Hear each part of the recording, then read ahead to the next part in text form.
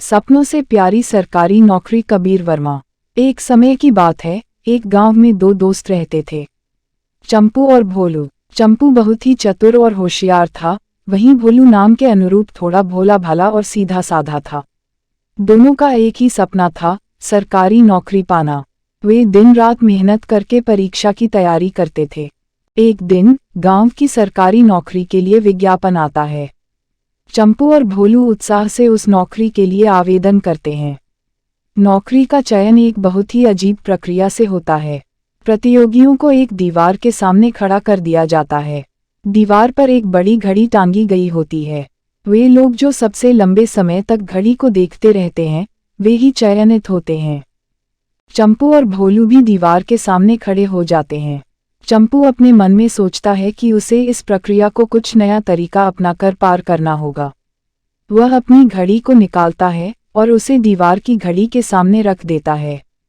चंपू का विचार था कि अगर वह अपनी घड़ी को देखता रहे तो उसे दीवार की घड़ी को देखने की जरूरत नहीं पड़ेगी और वह आराम से समय बिता सकता है।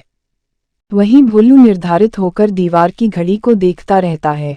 समय का चक्कर चलता रहता है, लेकिन भोलू की निगाहें दीवार की घड़ी से हटती नहीं। इसी बीच चंपू की नज़रें बार बार अपनी घड़ी और दीवार की घड़ी के बीच घूमती रहती हैं। अंत में समय समाप्त होता है। नियोक्ता दोनों के पास जाते हैं और भोलू को चयनित कर लेते हैं। चंपू हैरान हो जाता है। वह नियोक्ता से पूछता है, मैंने भी घड़ी को देखा था, फिर मेरी चयन क्यों नहीं हुई? नियोक्ता हंसते हुए कहते हैं, आपकी नज़रें अपनी घड़ी और दीवार की घड़ी के बीच बार बार बदलती थीं, इसलिए आपका ध्यान पूरी तरह से दीवार की घड़ी पर नहीं था, जबकि भोलू का ध्यान एकजुट होकर दीवार की घड़ी पर था। सरकारी नौकरी में हमें ऐसे लोग चाहिए जो अपनी जिम्मेदारियों पर पूरा ध्यान दें।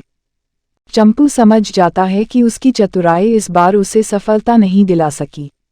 वह भोलू की सराहना करता है और उसे गले लगा लेता है। चंपू समझता है कि कभी कभी सीधे और ईमानदार तरीके ही सफलता की कुंजी होते हैं। भोलू की सरकारी नौकरी में जोश से काम करते हुए चंपू को एक नई प्रेरणा मिलती है। वह फिर से मेहनत करता है और अगले साल उसे भी सरकारी नौकरी मिल जाती है। इस हास्यात्मक कहानी से हमें यह सीख मिलती है कि कभी कभी चतुराई और चालाकी से सफलता मिलने की बजाय सीधी साधी और ईमानदार मेहनत ही हमें अपनी मंजिल तक पहुंचा सकती है।